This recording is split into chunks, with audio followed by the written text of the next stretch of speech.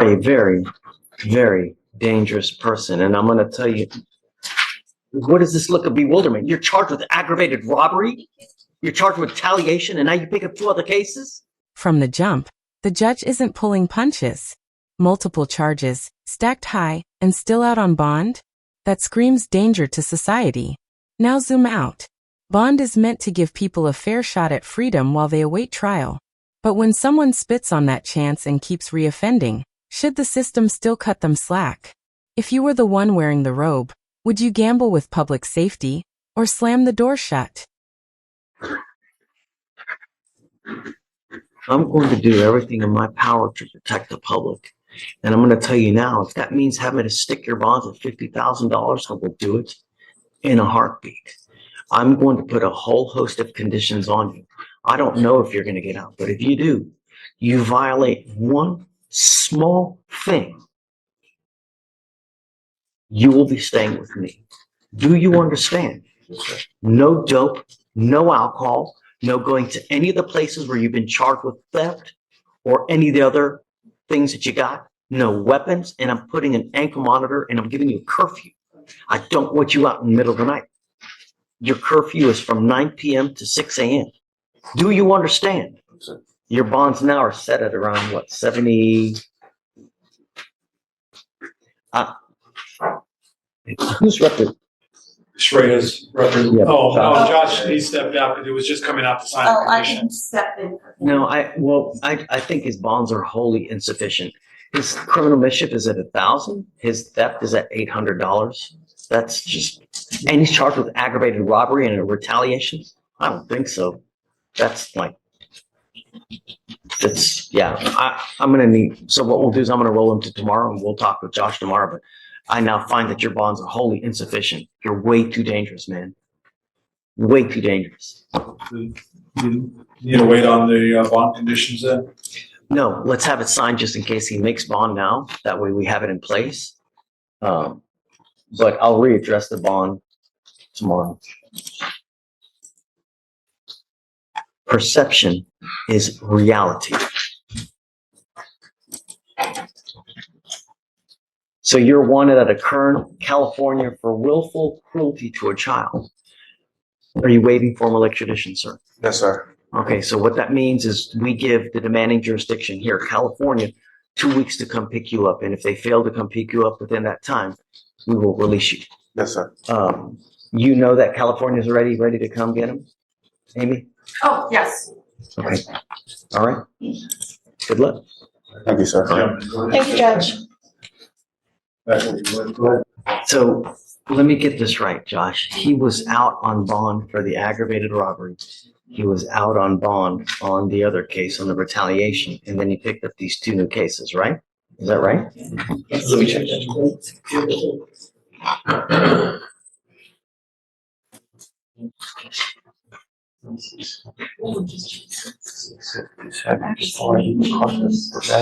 I think he was out on bond for the ag rob. And then, Oh, the Picked up. ag robs from May. yes.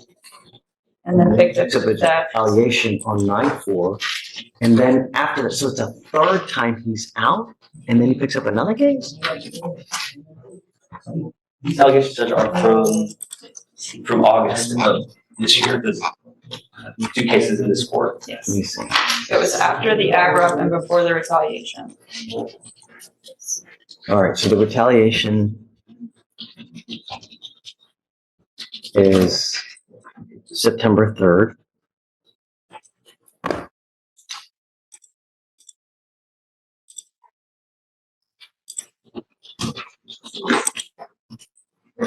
Mischief is August 28th.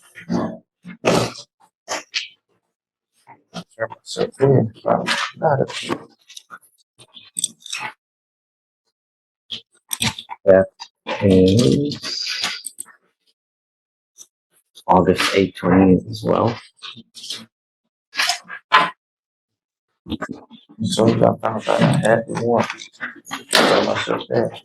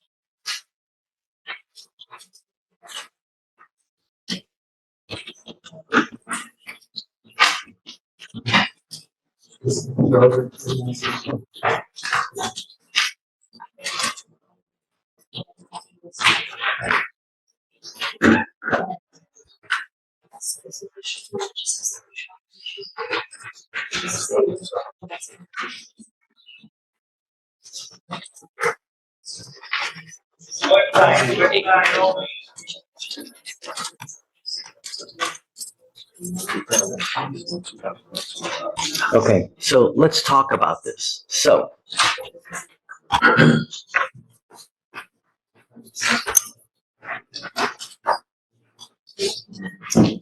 officers get a call that a robbery has occurred.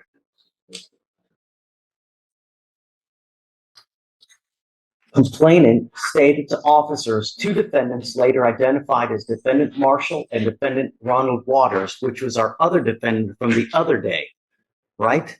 Remember Ronald Waters from yesterday?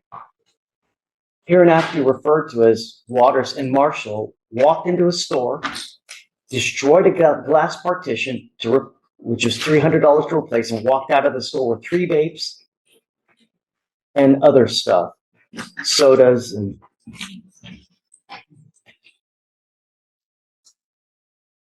complainant stated both defendants walked in at the same time. Waters came up to the counter stating he wanted to purchase a t-shirt located behind the counter.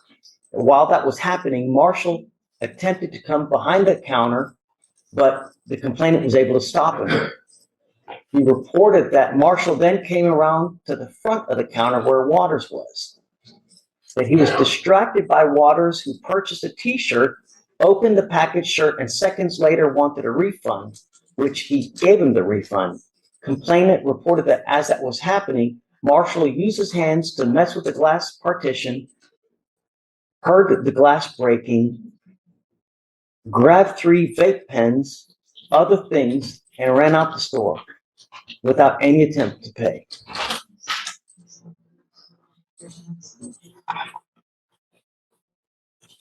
Complainant states that he knows both defendants by sight and can identify them from priors.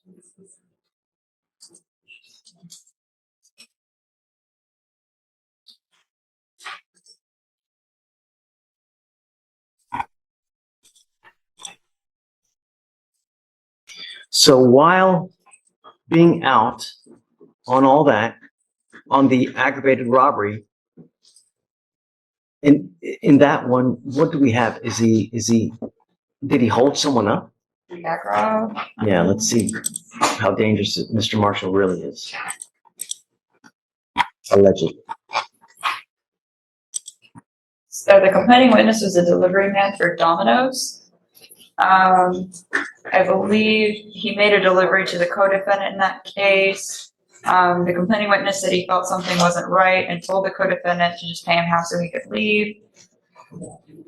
The co-defendant pulled out a handgun, pointed it at the complaining witness, and demanded the pizza. The complaining witness Freeze the scene.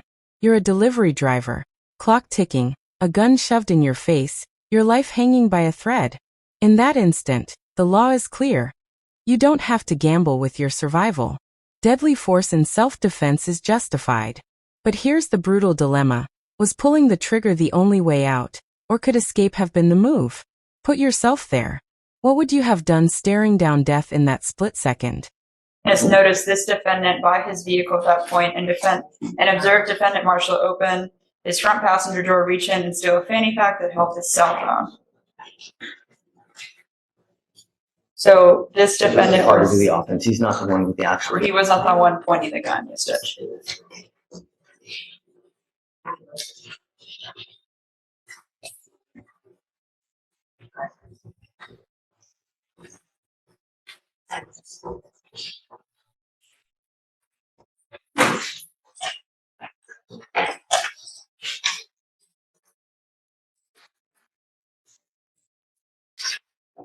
The complainant began to feel that something was not right and offered to accept half the amount due for the pizza just so he could leave the location.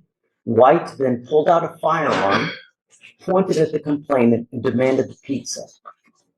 White told complainant that he had 5 seconds to give him everything he had and began to count out loud. Do you know how scary that is to have someone hold a gun at you, tell them you have 5 seconds to give them everything or else. That is really, really terrifying and can cause people to have nightmares, all kinds of psychological issues.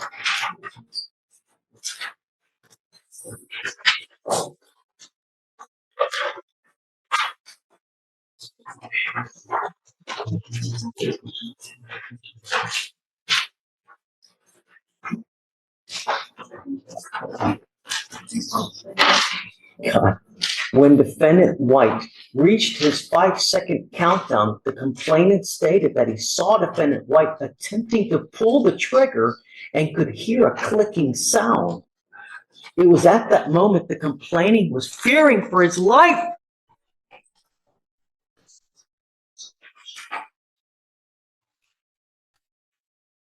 He attempted to push defendant White's pistol away from his face and was able to retrieve his own firearm, namely a pistol. Complainant feared for his life and discharged the pistol at defendant White. Oh, the complainant shot and killed defendant White, who died at the scene.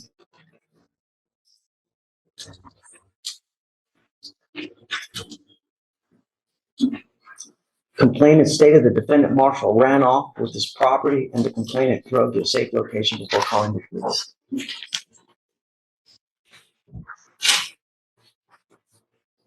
This is Houston. I will do everything in my power to protect our city. And I want you to understand that. And that person is now gone.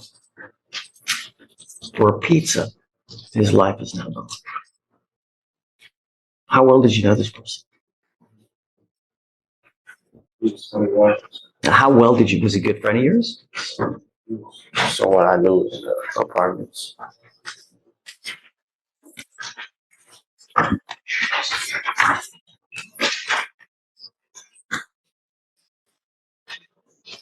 I'm going to make each of your bonds $3,500. Mr. Marshall, I want you to understand that if you are able to make bond, I'm putting a whole host of conditions on you. So I will understand. Don't be a danger to our city. You have but one life. Stop. You have but one life. You know, when it's gone forever. And it's so very, very short. So heed the advice, because I'm not giving you any more warnings. Do you understand? Okay. Thanks, Steve. Thanks, Steve.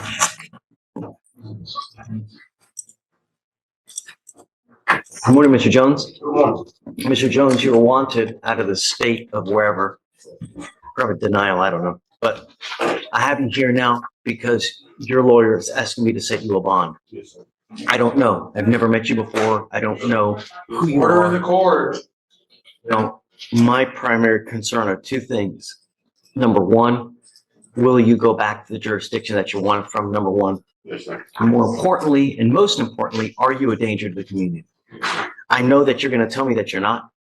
Everyone says that, right? But what really dictates is how you look on paper, because that tells me who you really are. So I just don't know. We'll go through all that and we'll determine whether, you know.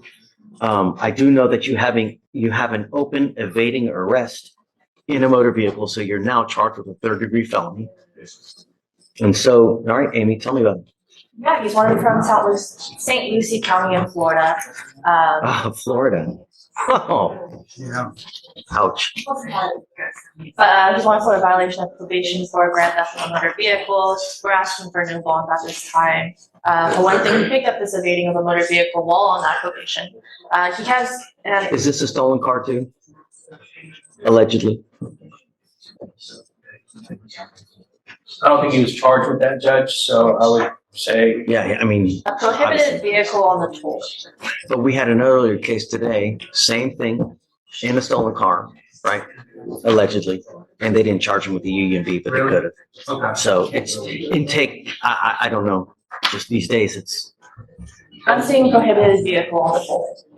That's so all. it is a prohibited vehicle. On the toll. So I don't know. a prohibited vehicle could be a vehicle that Yeah, it's has very, outstanding very balance, exactly, right?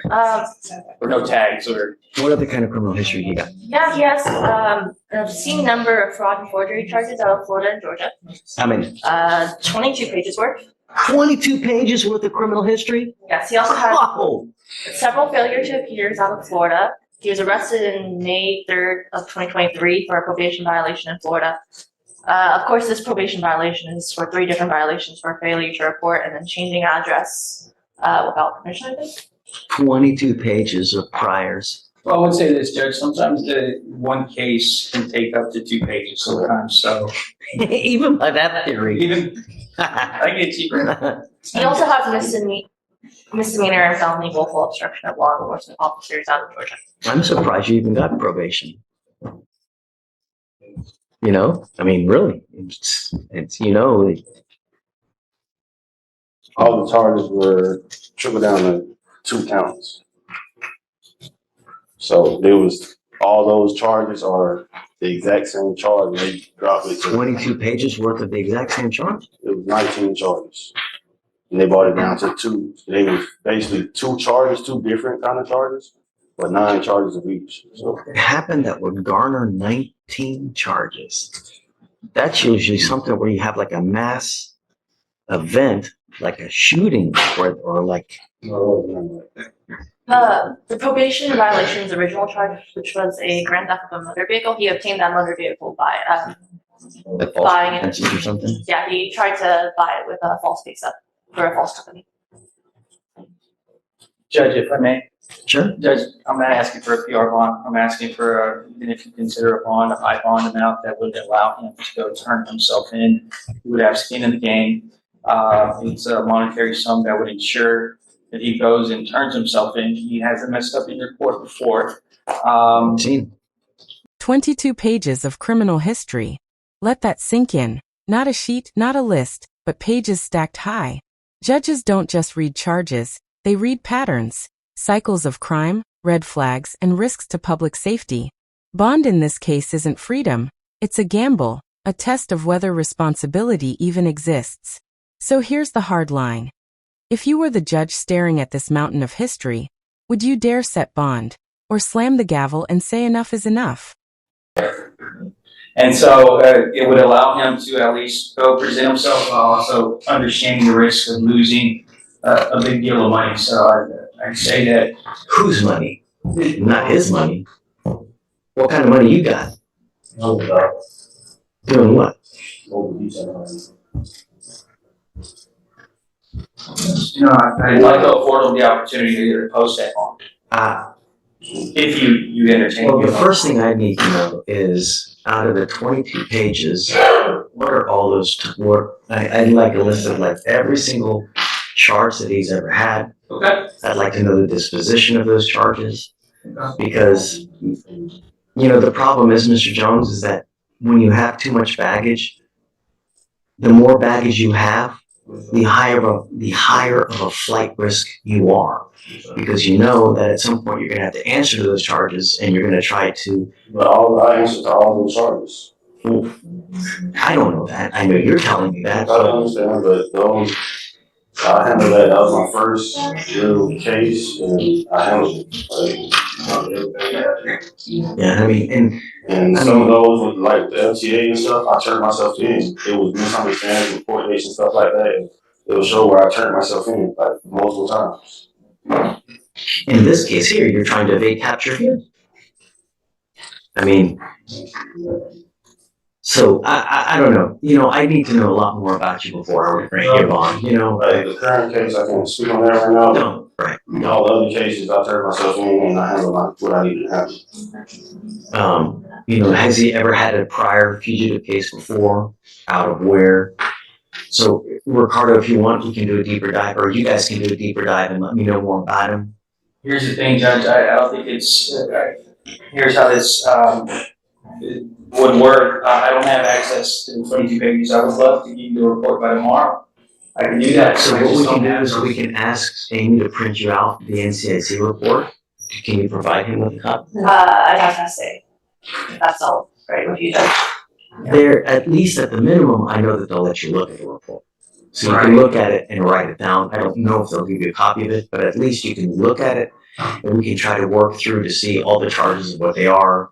Try to find out what the disposition, but, I can also go through it and. right.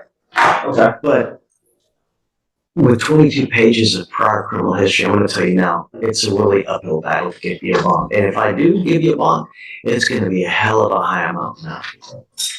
In the high five digits, perhaps 6 digits, because I want to make sure that you turn yourself in. And the problem is that I know that there's a hurricane out there hitting Florida, so it's a perfect time for you to give me this kind of excuse there. I couldn't make it there. I couldn't make it here because of this and that. And when here,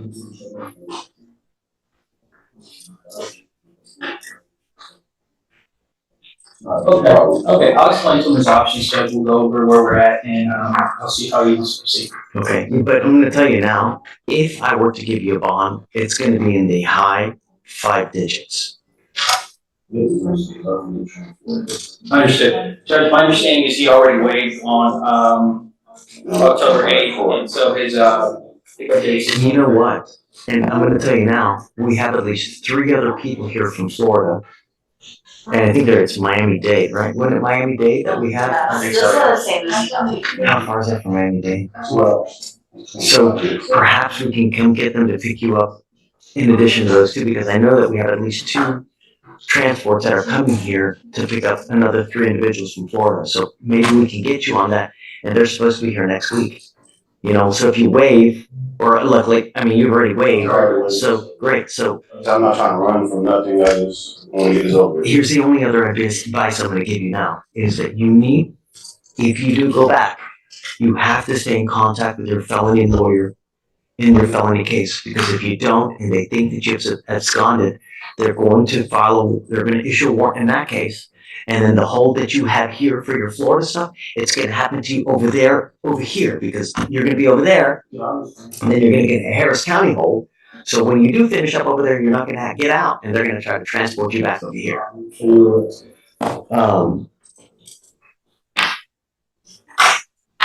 That is Eileen Bogart is your lawyer over there. So just stay in touch with her, let her know what's going on, and that way they don't wrong you. Okay? Okay, Judge. Of course. Okay. Thanks. Can you let they know that perhaps we can get them on the train transport? Morning, Mr. Houlihan. How's jail? Sucks. Good. Wonderful. Definitely, don't ever want to come back here. The worse of an experience you have, the higher likelihood you have of truly listening and realizing that we mean business, because that's what we do. When we tell you not to do something, it's not for shits and giggles, it's for the real deal, and you're not supposed to. And when you do, there are serious consequences. And coming in here and telling me it's NyQuil or this, I don't care. No alcohol means no alcohol from any source. Now, at the same time, I don't want you to plead guilty just to get out.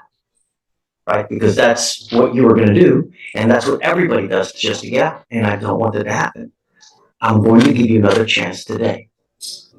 I'm going to put a monitor on your ankle so that I know that you're not consuming alcohol. And I'm going to tell you now, I will never play this game again with you. So the next time you consume alcohol, and I don't care what source it is, and you've got your mom here to know, whatever it is, I don't care if it's a tequila lollipop, hair dye, you had dinner with Mother Teresa, whatever.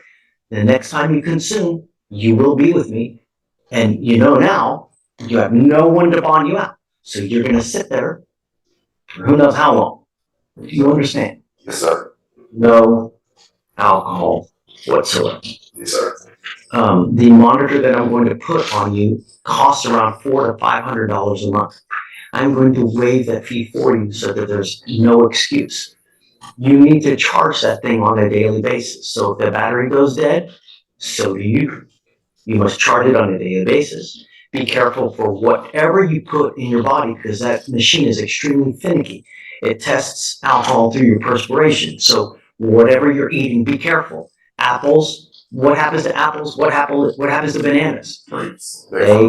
They can become alcohol at some point. So you need to be careful. Apples, some fruit ferments. So just take that with what it is. Be careful whatever you put in your body. Yes, Are there sir. instructions somewhere that? Yeah, they will advise him when he gets the monitor, they'll advise him on what he can and can't do, but it's also common sense. You have to know everything that you put in your body. If you're gonna go to a party and there's a bucket of punch there, probably not a good idea to drink the punch, right? Yes, sir. Okay. Just use common sense. Yes, sir. It's not that hard, and be nice to people. I definitely learned I'm letting you out now. I don't want to end up being like my father. That right there gives you pause to concern. I mean, you're headed there. I mean, you're in jail. You're headed there. I mean, if there's no other wake-up call, then this is the wake-up call. Don't end up like that. You have the opportunity now to apply for a diversion program that if you get in, which you probably will if you do the application correctly, if you complete it successfully, they'll dismiss this case against you. It's a really big deal because when you get a DWI on your record, it closes so many doors. Not to mention your life, it's going to cost more in every respect. So just be good. All right.